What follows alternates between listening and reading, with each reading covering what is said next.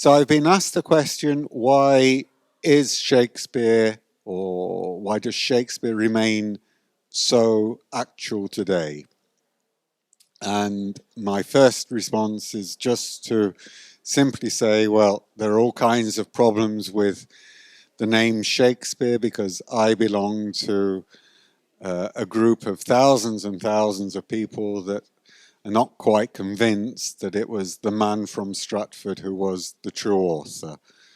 But leaving aside that deeper question, why do the works of this author that we associate with the name of Shakespeare, why do they remain so current, so actual, so alive today? I think the answer is ultimately very, very simple. It's that answer that separates a writer who is universal from one who is fixed in his or her own epoch. A truly universal author like Dante, like Shakespeare, like Cervantes, produce works whenever, in a certain historic time period, in a certain geographical space.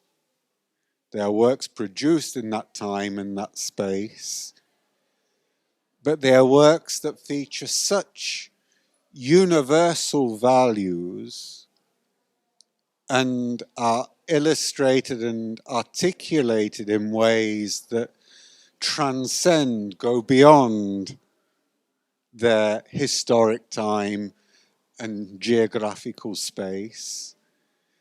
They deal with issues that have been with us since time immemorial, and no doubt will be with us for as long as mankind exists. And as I say, the way that they deal with them makes them timeless.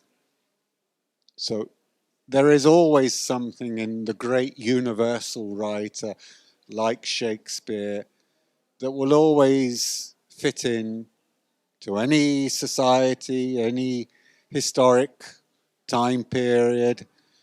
And it's why that author is translated in every part of the world. It's not fixed in geographical space. It's not just a universal writer from a European period. I mean, he speaks as much to Chinese, Arab, Latin American cultures, African cultures. The most prominent number of theatrical performances of Shakespeare today take place outside of Europe. It is the Africans, it is the Asians today that are redesigning, reproducing, adapting Shakespeare to their own circumstances. And there are far more Shakespearean produced plays in those parts of the world today than here in Europe. And again, it's a sign that, here we have a truly universal author, never fixed in just one time or one place, and that will remain the case no matter who that author was. It's an endless piece of work that will remain of value for all time to come.